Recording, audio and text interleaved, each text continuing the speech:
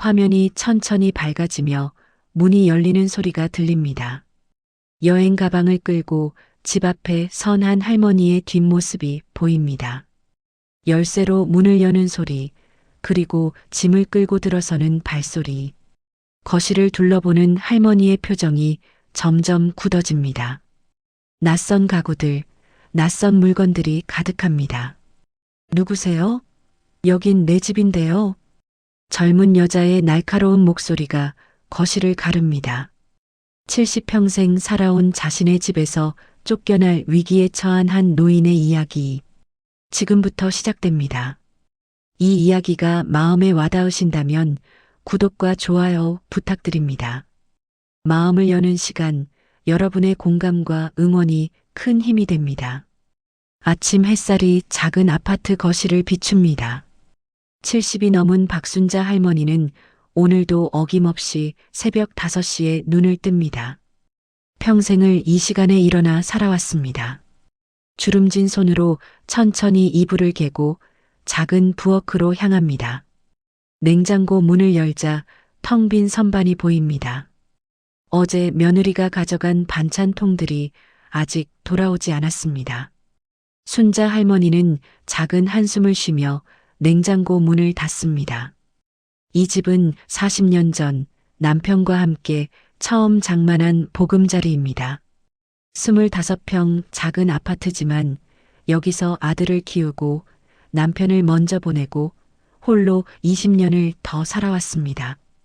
벽지 한 장, 문고리 하나까지 모두 순자 할머니의 손때가 묻어있는 공간입니다.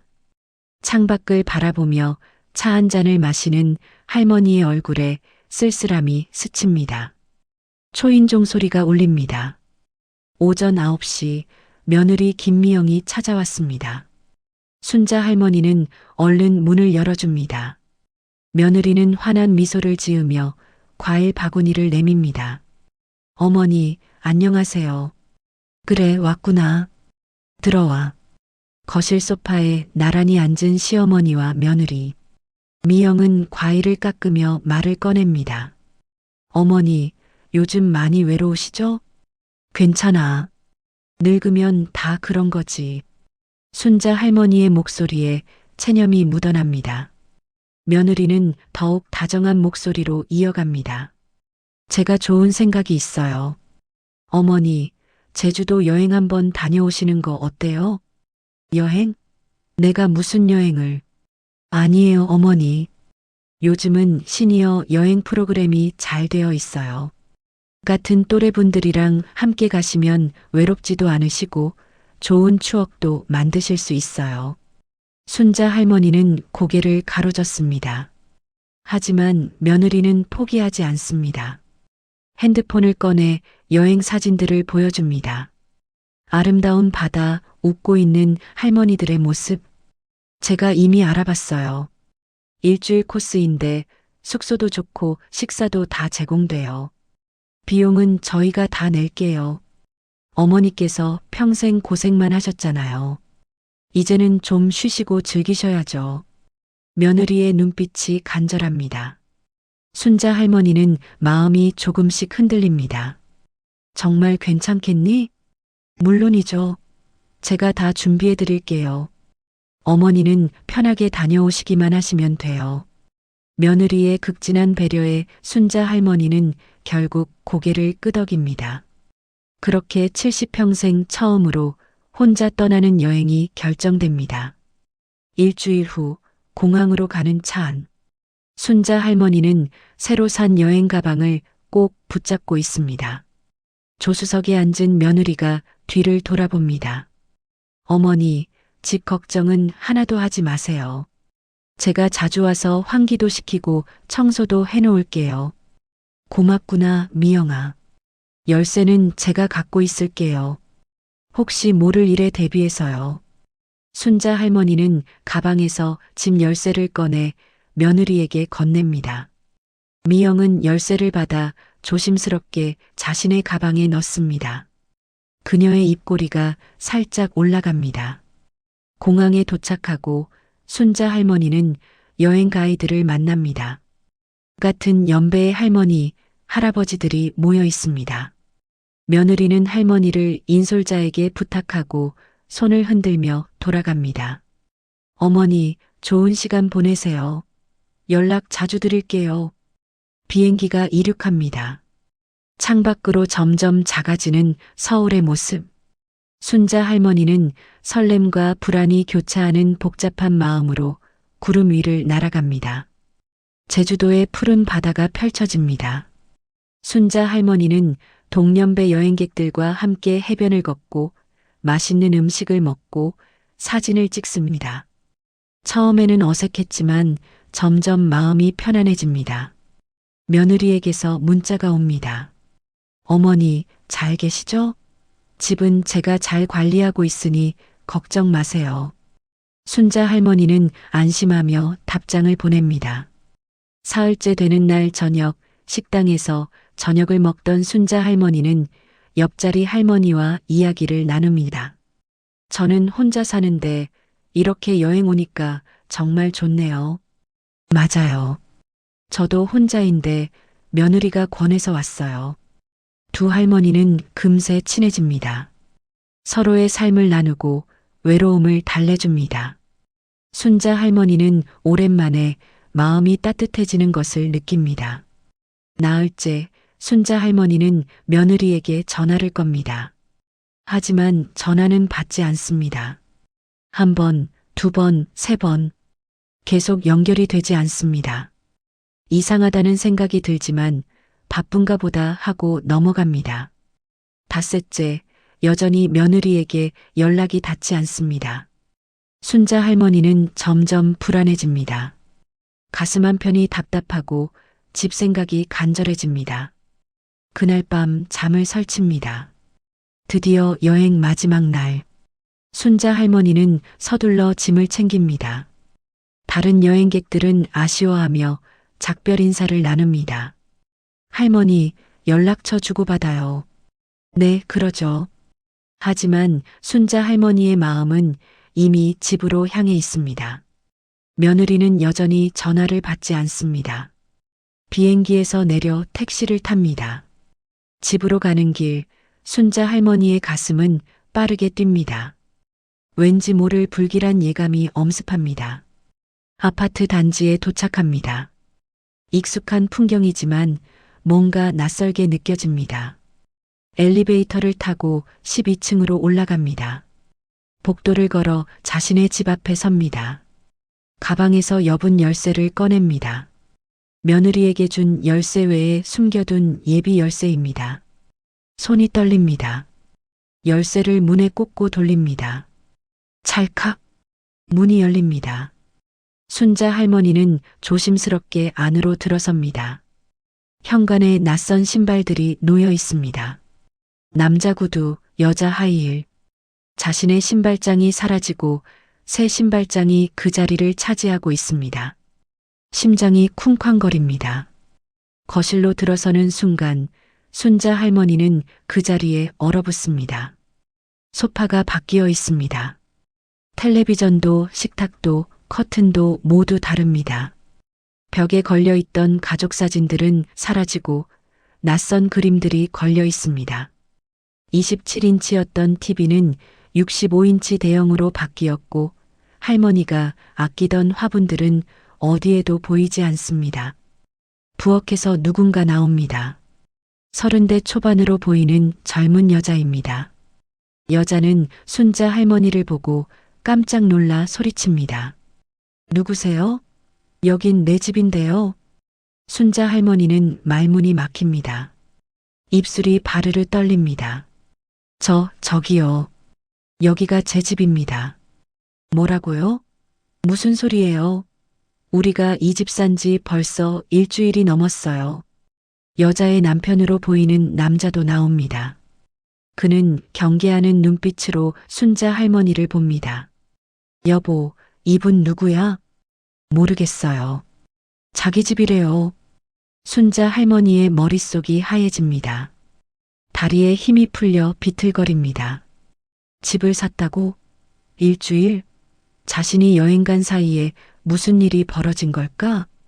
제발 설명 좀 해주세요. 여기는 제가 40년을 산 집입니다. 제 명의로 된 집이에요. 젊은 부부는 당황한 표정으로 서로를 바라봅니다. 남자가 핸드폰을 꺼냅니다. 할머니, 저희는 정당하게 계약하고 돈 다 주고 산 집이에요. 여기 등기부등본도 있고 매매 계약서도 다 있어요. 남자는 서류를 보여줍니다. 순자 할머니는 떨리는 손으로 서류를 받습니다.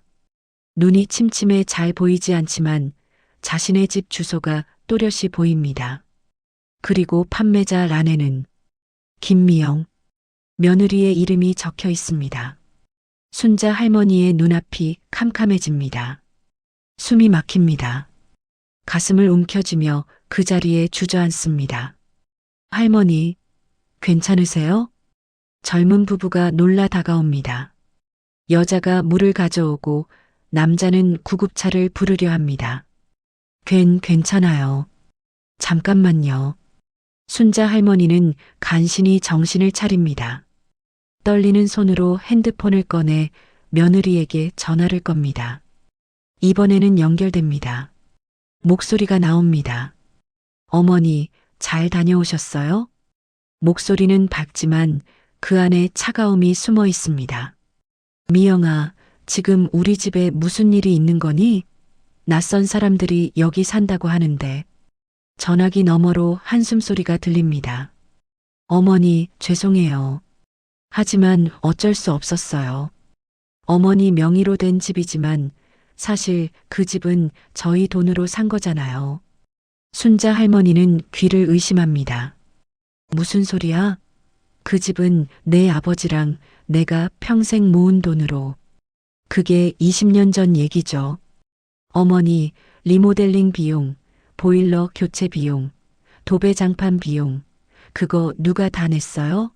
저희가 다 냈잖아요. 게다가 매달 생활비도 드렸고요. 며느리의 목소리가 점점 날카로워집니다. 어머니가 돌아가시면 어차피 저희 거 될 집인데 지금 팔아서 뭐가 문제예요? 저희도 애들 학원비, 대출 이자 갚기 힘들어요. 순자 할머니는 말을 잇지 못합니다. 목구멍에서 울음이 터져 나옵니다. 그래도 이렇게까지 할 수는 없는 거 아니니? 내가 여행 간 사이에 몰래 팔다니. 몰래라뇨. 어머니 도장도 다 찍었어요. 위임장도 있고요. 도장? 위임장? 나는 그런 거 찍은 적 없어. 어머니, 작년에 병원 서류 작성한다고 도장 찍으셨잖아요. 그때 위임장도 같이 계신 거예요. 어머니가 서류를 잘 못 보시니까 제가 도와드린 거죠. 순자 할머니는 작년 일이 떠오릅니다. 병원비 환급 서류를 작성한다며 며느리가 여러 장의 종이를 내밀었던 일. 그때 자세히 보지 못하고 도장을 찍었던 것이. 이제 어머니는 우리 집으로 오셔야 해요. 방 하나 마련해뒀으니까요. 전화가 끊깁니다. 순자 할머니의 손에서 핸드폰이 떨어집니다. 40년을 산 집, 남편과의 추억이 깃든 집, 아들을 키운 집. 모든 것이 일주일 만에 사라졌습니다. 젊은 부부가 난처한 표정으로 서 있습니다. 그들도 사기를 당한 건 아닌지, 그들도 피해자인 건 아닌지 확인하고 싶습니다. 할머니, 저희도 난처해요. 저희는 부동산 통해서 정상적으로 계약했어요. 판매자분이 집주인 맞다고 해서. 순자 할머니는 고개를 끄덕입니다. 이 젊은 부부에게 화를 낼 수는 없습니다. 그들도 모르는 일이었을 테니까요. 제가 나가겠습니다. 순자 할머니는 비틀거리며 일어섭니다. 현관으로 향하는 발걸음이 천근만근입니다. 문을 나서는 순간 뒤를 돌아봅니다. 거실 창가에 있던 자신의 자리, 매일 아침 차를 마시던 그곳을 바라봅니다. 이제 그곳에는 낯선 소파가 놓여 있습니다. 눈물이 주르륵 흐릅니다. 복도에 나와 문이 닫히는 소리를 듣습니다. 70평생 처음으로 갈 곳이 없어진 순자 할머니는 엘리베이터 앞에 주저앉아 엉엉 울기 시작합니다. 그때 엘리베이터가 열리고 누군가 내립니다. 같은 층에 사는 박씨 아줌마입니다. 어머, 순자 언니. 언제 오셨어요? 그런데 왜 여기서 우세요? 순자 할머니는 울먹이며 상황을 설명합니다. 박씨 아줌마는 깜짝 놀라며 순자 할머니를 부축해 자신의 집으로 데려갑니다. 세상에, 이게 말이 돼요? 며느리가 그럴 수가 있어요? 박씨 아줌마는 순자 할머니에게 따뜻한 차를 내줍니다. 순자 할머니는 떨리는 손으로 찻잔을 받습니다. 언니, 이거 명백한 사기예요. 경찰에 신고해야 해요. 경찰에? 당연하죠. 언니 동의 없이 집을 판 건 범죄예요. 도장을 속여서 받았다면 더더욱 문제고요. 박씨 아줌마의 말에 순자 할머니는 조금씩 정신을 차립니다. 그렇다, 이대로 당하고만 있을 수는 없습니다. 다음 날 아침 순자 할머니는 박씨 아줌마와 함께 경찰서로 향합니다. 담당 형사는 이야기를 듣고 심각한 표정을 짓습니다. 할머니, 이건 사기죄에 해당할 수 있습니다. 일단 조사를 진행하겠습니다. 며느리 김미영이 조사를 받으러 옵니다. 그녀는 여전히 당당합니다. 저는 잘못한 게 없어요. 어머니께서 도장도 찍으셨고 집도 저희 돈으로 관리해 왔어요. 하지만 형사는 냉정합니다. 위임장을 속여서 받았다는 증언이 있습니다. 그리고 명의자의 동의 없이 재산을 처분한 것은 명백한 범죄입니다. 며느리의 얼굴이 굳어집니다. 그제야 일이 심각하게 돌아가고 있다는 것을 깨닫습니다. 조사 결과 며느리는 작년에 병원 서류라고 속이고 재산 처분 위임장에 도장을 받아둔 것이 밝혀집니다. 그리고 순자 할머니를 여행 보내는 동안 빠르게 집을 매물로 내놓고 판매한 것입니다. 더 충격적인 사실이 드러납니다. 며느리는 집을 판 돈으로 자신의 빚을 갚고 일부는 해외 계좌로 빼돌렸습니다. 처음부터 계획된 범행이었던 것입니다. 법원은 매매 계약의 무효를 선언합니다. 순자 할머니는 집을 되찾게 됩니다. 하지만 이미 집을 산 젊은 부부도 피해자입니다. 그들이 낸 돈을 며느리가 배상해야 하지만 이미 돈을 탕진한 상태입니다. 며느리는 사기죄로 기소되고 재판을 받게 됩니다. 순자 할머니는 법정에 증인으로 섭니다. 피고인석에 앉은 며느리와 눈이 마주칩니다. 며느리는 고개를 숙입니다. 그녀의 옆에는 순자 할머니의 아들, 며느리의 남편이 앉아 있습니다. 아들도 고개를 들지 못합니다. 재판장이 판결문을 읽습니다. 피고인 김미영은 징역 2년에 집행유예 3년을 선고한다. 며느리는 울음을 터뜨립니다. 하지만 순자 할머니는 눈물을 흘리지 않습니다. 이미 흘릴 눈물은 다 흘렸기 때문입니다. 법정을 나오는 순자 할머니. 아들이 다가와 무릎을 꿇습니다. 어머니, 죄송합니다. 제가 아내를 제대로 못 봐서. 일어나거라. 순자 할머니는 아들을 일으킵니다. 내 잘못은 아니야. 하지만 앞으로는 내가 판단을 해야 한다. 무엇이 옳고 그른지. 네, 어머니. 몇 달 후 순자 할머니는 다시 자신의 집으로 돌아옵니다. 젊은 부부는 이미 이사를 갔고 집은 텅 비어 있습니다. 바뀌었던 가구들은 모두 치워졌고 할머니의 짐들은 창고에 보관되어 있었습니다. 순자 할머니는 천천히 집안을 돌아봅니다. 창가에 앉아 밖을 바라봅니다. 예전과 같은 풍경이지만 마음은 예전 같지 않습니다. 박씨 아줌마가 찾아옵니다. 언니, 이제 좀 괜찮으세요? 응, 이제 괜찮아. 며느리 소식은 들었어요? 아들한테 이혼하자고 했다더구나. 자기가 감당할 수 없다고. 세상에. 순자 할머니는 쓸쓸하게 웃습니다. 나는 평생 가족을 위해 살았어. 남편을 위해, 아들을 위해. 그런데 정작 나를 위해서는 아무것도 안 했더라고. 이번 일로 깨달았어. 이제라도 나를 위해 살아야겠다고. 잘 생각하셨어요, 언니. 순자 할머니는 그날부터 조금씩 변하기 시작합니다. 동네 복지관에서 운영하는 노인대학에 등록하고 서예를 배우기 시작합니다. 같은 처지의 친구들도 사귀입니다. 1년 후 순자 할머니는 자신의 삶을 되찾았습니다. 여전히 혼자 살지만 더 이상 외롭지 않습니다. 스스로를 돌보는 법을 배웠고 자신의 가치를 알게 되었습니다. 가끔 아들이 찾아옵니다. 며느리와 이혼한 아들은 혼자 살며 순자 할머니를 돌봅니다.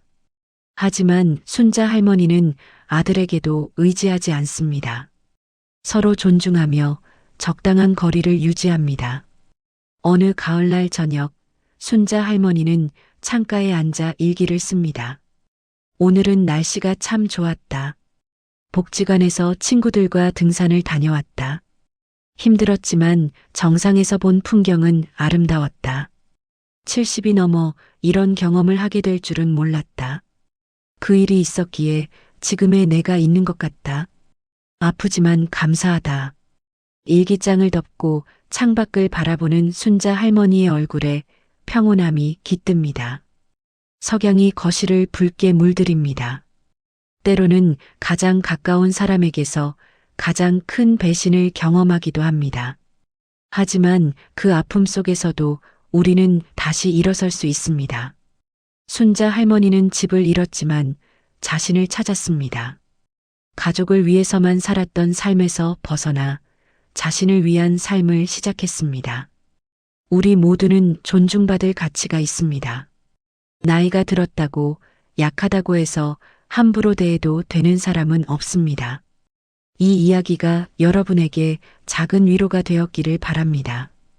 오늘도 마음을 여는 시간을 함께 해주셔서 감사합니다.